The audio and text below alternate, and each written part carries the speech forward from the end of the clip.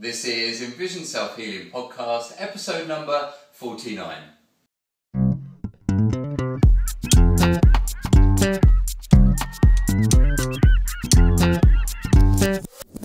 Hi, I'm Will Fuller. And I'm Richard Miller. And we are the co-creators of EnvisionSelfHealing.com and are dedicated in helping you improve your eyesight and quality of life by taking healing into your own hands. The topic of the week this week is understanding nearsightedness. And in the question of the week, we have a kind of fun question as to whether alcohol affects your vision negatively. A fun question. It's a fun question. It's more fun than glaucoma or something. Okay, yeah. All right. Yeah. A more entertaining question. Yes, right. Maybe. Yeah. So, Richard, how's the world of self-healing been treating you this week? Well, instead of going into how my butt is doing, which is what the progress. Okay, actually, that's an interesting start to the podcast. Yeah.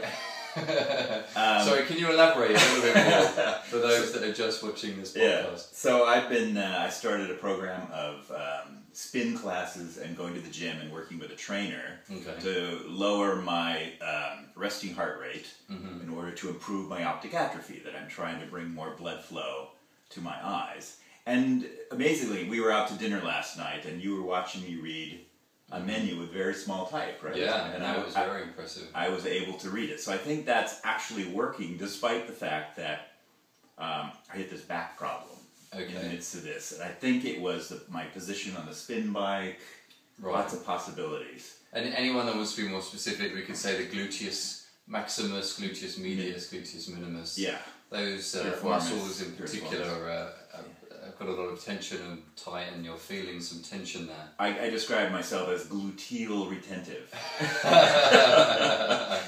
Wow. So I worked with the trainer on Wednesday, and then came back and rolled on tennis balls, and I could feel a really squishy butt. So that's what I was going for. Yours or no, mine. Someone else's? No, I wouldn't last well at that gym. So mine was really soft, and that's what I was going for. It was like a soft, instead of this gluteal retentive thing. Okay. So getting back to my main point, rather than my butt. Well, the butt relates in the sense that I've been confused about whether I injured something in there, or whether it's just spasm, tightness. Okay. So there's this great unknown about my butt. And so I've just given in at some point to say, so I went back to working out, despite the fact that I really didn't know whether it was injured and whether I was going to re-injure it. So I was just playing with that edge of it. Okay. So anyway, oh gosh, I'm transitioning to something philosophical here. Okay. So it's dangerous. It is dangerous. So the other thing going on this week is my meditation class. We were dealing with the unknown. And we were actually meditating and sort of deliberately putting our awareness into the unknown. Okay. So this is my butt reminds you of that. It's like at some point in the self-healing journey, you have to let go of trying to know exactly where you're at. No, sorry, I thought you were going to say you're going to let go of your butt. Well, butt too, yeah. You definitely do have to let go of your butt. But sorry, keep going. Let go of the known in some ways, of having to know exactly what my condition is. You know what I mean? Okay. So, I mean, we do preach knowing a lot about your condition, but there are times when you just have to feel your way forward. So we get this right. So it was that you weren't too sure whether it was a strain, or whether it was overuse. So if it was a strain, you should rest a muscle. If it's overuse, I guess you should go a little bit easier, but you can work at it a bit more, do a bit more massage and some more stretching. So what you were saying is, instead of spending so much time trying to figure out exactly what it is, putting everything by, you sort of let go and played with both scenarios and was very mindful of what. Exactly, but you have to be very mindful of the pain thresholds, and that was true on Wednesday. I was at the gym, I was doing a plank, and just at that moment it grabbed after I'd done it for a while. And that was when the trainer said, we're done, we're going to move on to something else. So we hit that threshold. And again, yesterday morning I woke up kind of in pain. I thought, oh man, I did the wrong thing. I was starting to go through the whole scenario again, but then today it's better. So good. It's I guess pushing forward despite not totally knowing, right? But being very careful. So yeah, we're definitely not recommending that people just work through their injuries, yes. But it's certainly very much what our approach is in self-healing, which is you need to sort of become a detective in yourself. And this is why, our tagline is taking healing into your own hands. It's not never going to the doctor, or it's not ignoring everyone's advice. What we mean by that is that you are it's a discovery process. Yeah. If you feel pain in your leg and somebody is telling you, "No, your leg's fine, just walk on it," your intuition is telling you that you should probably rest it or stretch it first or do something. So that's such an important part of this work, and also the same as, let's say, for example, with the eyes. You're seeing clearly, you're seeing the clearest that you've ever seen in months or years. Yeah. And you go to get your eyes checked, and they say your eyes have not changed. Right. Do you then? Who's knowing you accept? Yes. At that point, yeah. Do you just say, "Oh, I must have made this up. I must have made up this clear vision because someone else is telling me that I can't see that." Right. Or do you trust your instincts or your own body that told you that you were seeing clearer? Right, and this brings me back to my last point, which was we worked on a muscular dystrophy client with Mayor Schneider this week, and one of the things that impressed me about that session with him was when he was addressing the parents, he deliberately said, "Now I know this is what you are being told is his future, this is how it will go." The people who know told his parents, this is the way it will go. And he was deliberately saying, let go of that. Right. Let go of that. There are realities, there are statistics, there are physical realities, but you need to sort of rest in, let's see how much we can accomplish, instead of creating sort of a glass ceiling for yourself. Right. So there is this expectation, should we say, there is this possibility, but that to kind of accept that that's there, but don't be held by it, and always try and push yourself beyond the so-called known or whatever it is your expectation is, and at least try and work beyond that and don't be held within it. Because there are definitely people who always exceed the known expectations. So that's what he was saying. Let's just keep that open. And I think that's really important as well when it comes down to, say, if you've got a particular condition, and why we always say everyone's an individual. Right. You can never compare. If I've got retinitis pigmentosa and Richard has retinitis pigmentosa, or say me, let's say we're twins, same age, same everything. There's a good chance that we're going to be experiencing the condition in two separate ways, and it may have progressed in two separate ways. So I could be doing an hour of eye exercises of peripheral vision stuff and seeing improvements, but for Richard, the sunning exercise might be what gets his the most benefits. And that's where you're tuning into your body, your eyes, and going, oh, this is working for me, this isn't, instead of always just going to the outside source and saying they know what's happening, they know what. No, I think that's really important. So that was so I was going to summarize by saying, keep your knowing loose and your glutes loose. Goosey loosey. Goosey, And how was your week? Good. I really spent a bit of time working on what you were just talking about, spending time observing my vision this week. And one thing in particular I noticed, we were working with a cataracts client this week, and it's been nice and sunny here in San Francisco, it's finally, which we've not had for a while, and I certainly didn't necessarily have that in New York, and it actually transpires now that I would still be stuck in New York if I had stayed there an extra day because of this snow storm that's hit. So anyway, we were working with this client, and we were putting on obstruction glasses, and throwing and playing with a tennis ball. Now, something I've observed that in the past I've shied away from doing that, because when I obstruct my right eye, because my left eye is not as clear and as good, then I struggle to throw and catch the tennis ball. I can't really function, and when you're trying to run a session, it's difficult. You're adding your disability into it, yeah. But this time, and it's probably been several months since I've done that in that location, and a few days ago when I did it, things actually seemed clearer. Oh, you've never said that before, actually. Yeah, and I mean so the reason why it's more of a fog and a haze is because of the cataracts that I have, and probably also the static that I say is from the retinitis pigmentosa. Right. So that this time I was able to function, throw and catch the ball. What I initially noticed was my own confidence. Yeah. That I didn't feel as nervous. I didn't feel like I immediately needed to take these glasses off because I'm not catching the ball. I mean, there was a couple of times where I wasn't catching it, and I was like, oh no, this is a bit embarrassing. But in general, I was a lot better, and I really think, even if it's not necessarily the cataracts improving or the RP improving, all the work I've been doing over these last few weeks of obstructing and really engaging my left eye,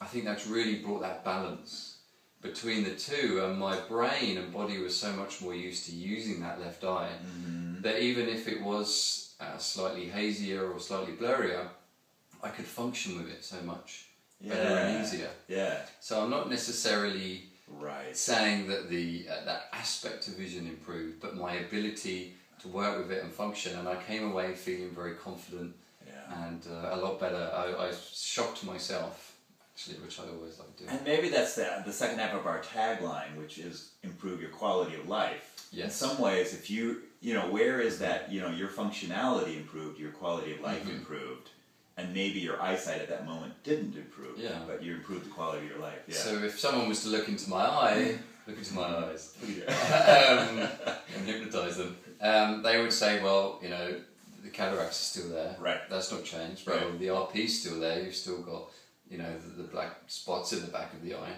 Right. Your vision's not improved. Right.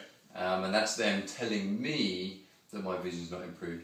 Even though I've noticed in myself, I felt more confident, I noticed more clarity, and that ability to be able to function in that way, then I was able to feel improvement. Yeah. This is vision improvement. Yeah.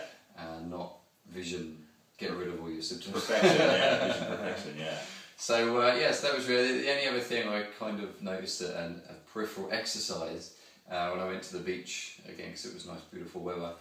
And so for me with the RP, I've got sort of a major part of the static is in what I would say is my macula. So sort of this is your big periphery all the way around. Imagine a complete, say, 360 circle out from the side, and then you've got your central vision right in front of you. Well, in between there, you've sort of got this inner periphery. So in particular, lower and upper, I've got the real fuzzy spot, should we say, or the real static that is there.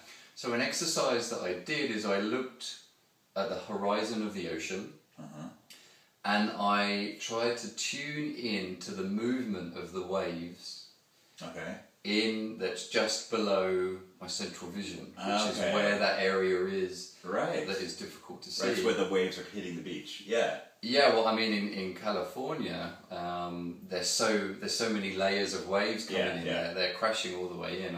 I'll put a picture up on our Facebook fan page so that people can see it.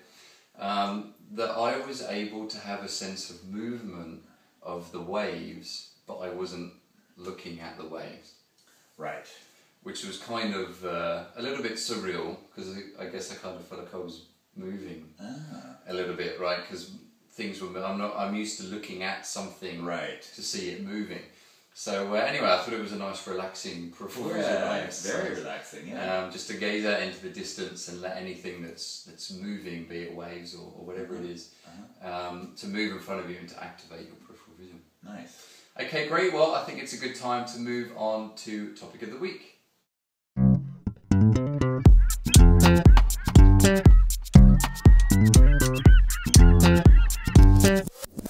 And the topic of the week this week is understanding nearsightedness. Yeah, and I guess this initially came from where we have clients that come to us that have minus lenses, minus diopters, which means that they're nearsighted or myopic. But there are two main differences between nearsightedness that you've got as a child and nearsightedness that you've got as an adult. And there's two different ways that... Well, actually, we do the same exercises for it, but if you understand the difference between the two, then it can make it easier to do the exercises, to understand why. And one is we think easier to deal with than the other one. Yeah. So, can I start with the childhood? Go for it. All right, good. So in childhood, it'd be interesting. We believe that normal eyes, that there probably are genetically nearsighted. There is probably a small percentage of the population genetically nearsighted. I guess something that we would say is a genetic predisposition to myopia. Right. But in general, what happens is children up until school age have fairly normal vision, unless they have very enthusiastic parents who are throwing books in front of them very quickly, which is more and more common these days. But as soon as a child starts to read and spend lots of hours of the day indoors looking at close distances, it's a very quick adaptation of the eyeball. Well, the reason it's a quick adaptation is the eyeball before age 20 is still soft and flexible. So you can imagine you're spending all your hours looking close at an object. Well, the eye can squeeze what's called the ciliary body, and it squeezes the lens and rounds it to look close. You would think that our bodies would just do that, but if you do it enough, you spend enough time doing that, the body, eye, brain, whatever, decides it's easier to elongate the eyeball. Well, then there's the physical thing of squeezing the eyeball. Is that Bates? Would you say that is Dr. William Bates' idea that the eyeball changes from accommodation? From accommodation? That you're explaining there with the lens. And maybe this is Richard's theory about this. It just makes sense to me that the eyeball would adapt to the conditions that are there. But in some, the other thing we've discovered is that the muscles here, when you're converging on a piece of text. And by muscles here, you mean the nasal extraocular muscles? The nasal extraocular muscles. You have to watch me at times. When you're converging on a text like this, these muscles are contracting and pushing your eyes in. And there's a theory that pushes the eyeball, squeezes the eyeball, and elongates. Almost creating an internal pressure. That's then pushing out towards the back of the eye, and that was the latest that we got from when we did a course in Brazil on natural vision improvement. So, I mean, from my standpoint, I would say the latest information that I know is that looking inwards all the time creates that internal pressure, and it pushes the eyeball and stretches the eyeball back. Now, this is, I guess it's not a relatively new idea, but now in modern science they're starting to actually get a hold of this a bit more. Not so long ago there was a study that's been done, and the BBC reported it. And so before the idea from science is that it's genetic, there's nothing you can do about it, either you've got it or you've not. But they found that in Asia that 90% of school leavers now need glasses through being nearsighted, whereas only 2 decades ago it was only 20%. So genetics can't explain this massive leap in myopia. So they're talking, it's not uncommon to find now that they talk about doing near work. I guess it's us that are trying, we always have to explain things. There's probably more us trying to, put this theory in. If you read in the papers, it's more the eyeball elongates. There's not really any... They don't tell you why, really, There was one thing in particular that they mentioned in the BBC report, and that is that they also felt that the lack of sunlight during the day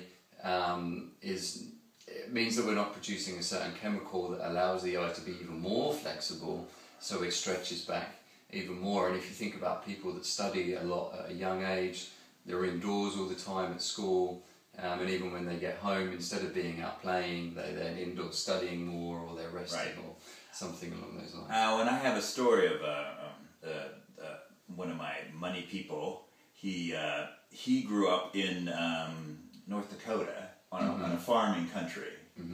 And he had all of these relatives, and none of them had glasses ever in their lives.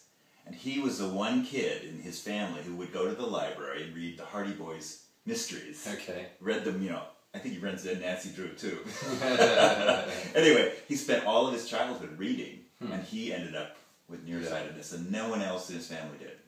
So it's a pretty clear indication that form follows function in that case. And now what they're talking about with computer vision syndrome and spending long hours in front of the computer, this is becoming more and more of an issue, and luckily, finally now, science is starting to come on board, and they are suggesting that you should spend time to be outside playing. Right. They're not, again, I don't think they're not necessarily going into details why. Yeah. But, you know, there is now this switch around of before it was, maybe this is more in the UK, the idea that the school system is an exam or a grades factory, where the idea is to get the kids in, educate them, you sit your exams when you're 15, 16 years old, and then well done, you're an adult, you can go around the world. I'm guessing recess has sort of been diminished since I was a kid, for sure. Yeah. So that's less time they're spending outdoors, and less time. So we would, you know, granted maybe the sunlight plays some chemical role, but we would probably point more to that study to say it was looking far away that kept the children, and the less time looking close. The distance looking. That lessened the rate of nearsightedness in that study. So that's certainly, I guess we should spend a lot more time on this in the future, as this does affect so many people, and sadly it's going to affect even more people. We can't see anybody not working from near anytime soon. Of course, our advice is to not completely avoid it, but to work with it. But then the other side, so that's up to the age of 21, where the eye is still flexible enough that it can elongate and stretch. But then after that, when the eye is a bit more solidified, you've then got the pseudomyopia. Right. Go for it, pseudomyopia. So pseudomyopia then is what Richard was talking before about the ciliary muscles. And those of us that are able to watch this as the video, you can see here you've got the ciliary muscles here. Those of you that can't, then just Google it or Yahoo. Yeah. As you've got better privacy laws now with Yahoo than you do Google. Anyway, I won't go into that now. So you've got the ciliary muscles that then, when they contract, they then squeeze and round the lens, so you're able to focus the object onto the back of the retina, so it's able to hit that central point where the fovea is, which sees that crisp, clear vision, that HD TV, if high resolution, So what's happening is, when we overuse those muscles, if we spend a lot of time working from near, the muscle is always contracted, the lens is always rounded. So it means that you are holding that lens in that position. Now, you could imagine if you sit for 14 hours with your leg bent, and then you go to stand up, well, the leg feels stiff and tight, and it's sort of difficult to get up. So the same as with the lens, and now over time you get to a point where the muscle becomes spastic and tight, so that it can't, really return back to its normal. It's like a person who slumps all the time, becoming kind of like this as an old person. Exactly, you kind of get stuck in that position. So, and it's just the muscle's natural way of holding it. So what that means is the lens is continuously rounded. So even if you want to look into the distance, the image is still falling short at the back of the eye, so it's not clear. So this is why we feel this is certainly an easier thing to work on, because it's more of a muscular issue, where you then need to learn to relax the ciliary muscle so that the lens is able to then relax, and that means you can then see into the distance again. So some real, quick roundup there of nearsightedness, just to give you a little bit more understanding, so that you can understand the exercises a little bit more and while we're doing them. Well, and just to finish that point, that's why distance looking as our exercise actually addresses both.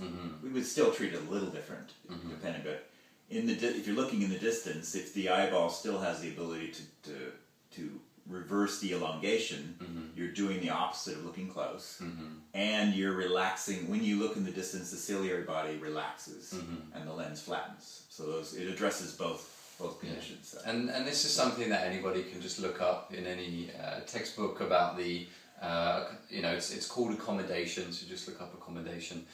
And you can learn about how the ciliary body relaxes and contracts in order to round that lens and to focus. So this isn't some woo-woo thing that we just made up. This is science. So just look it up, and it will help you understand a lot more how the eyes can improve, and indeed why the eye exercises will help you. Yep. So I think it's a good time to move on to question of the week.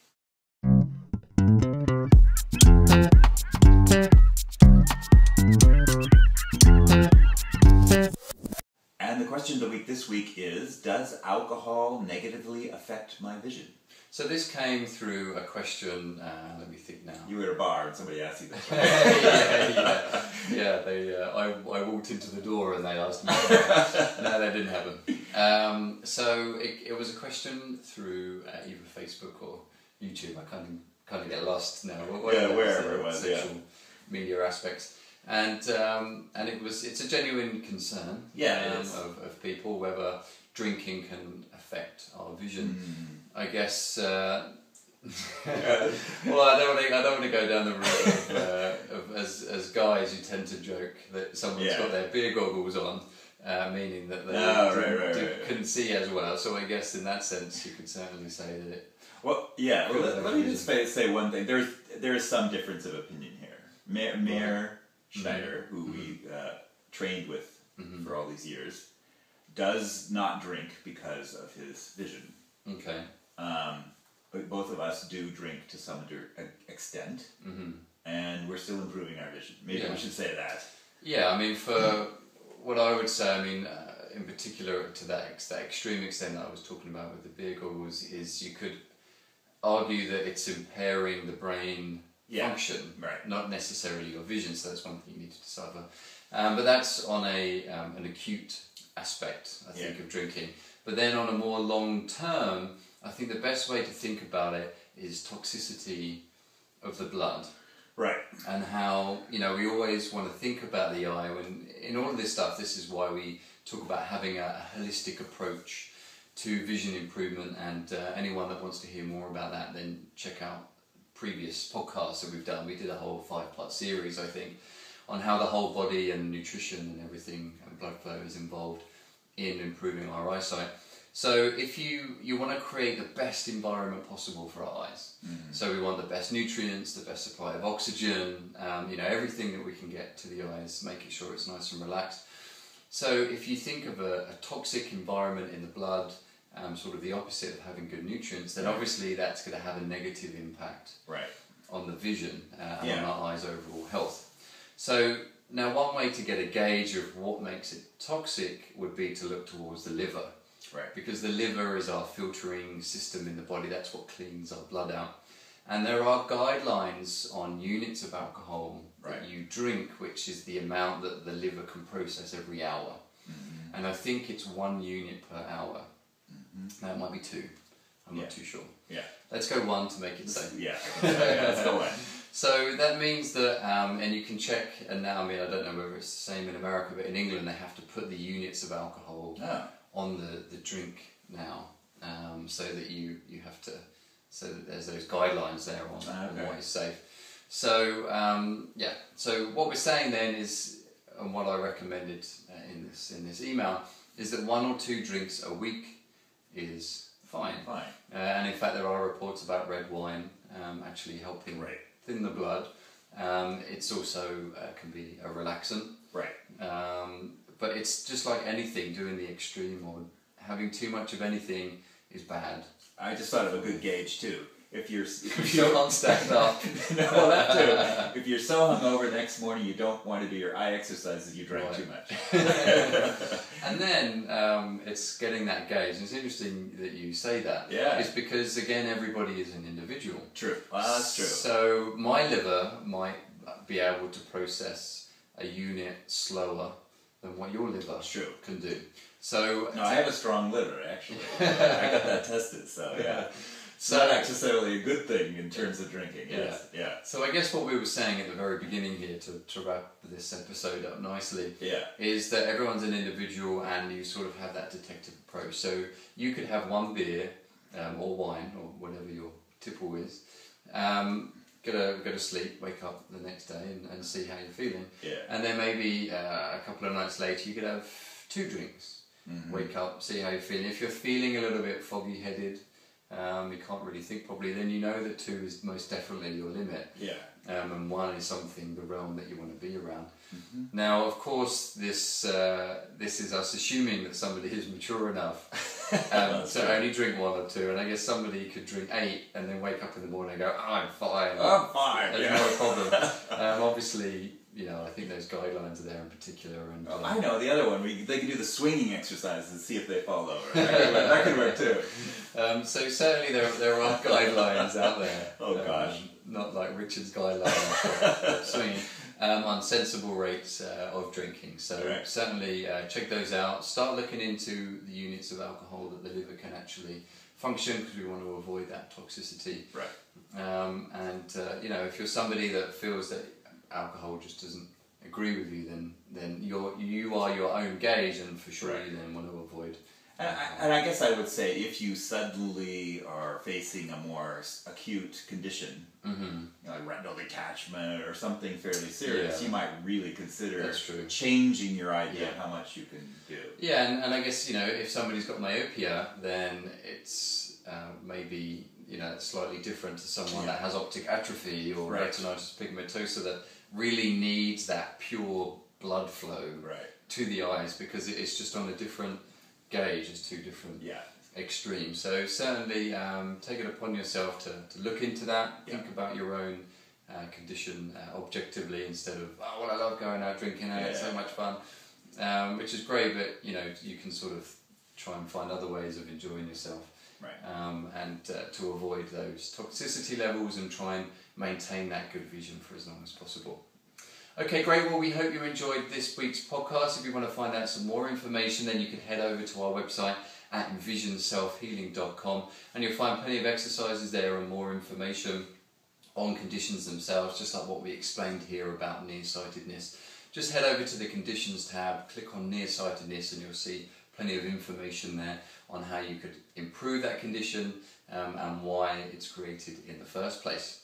You can also get your hands on a free ebook called A Modern Day Guide for Improving Eyesight, and just head over to our website and you'll see what you need to do in order to get your hands on a copy of that. You can also follow us, Richard and I, on Twitter. It's just William Fuller EN or Richard Miller EN, and you could also connect with us through Facebook. Just look for Envision Self Healing on Facebook, and I'll try and remember to put that picture up about the beach with the waves, so that we can figure out a little bit more on that. And if you're listening to this on iTunes, then subscribe to us, and if you're watching this on YouTube or any other video format, then indeed subscribe to us on that as well, and you'll get our weekly videos sent to you. If you also enjoyed the question aspect of what we did here today and you want some of your questions answered, then head over to the Eye Exercise Express, and you'll find a bit more information on how we will answer your questions every 2 weeks that we do in a bi-weekly phone call, coaching call, where people email in their questions and then we answer them there live on a call. Okay, great. Well, good luck with your eye exercises this week, and happy healing. And have a good week.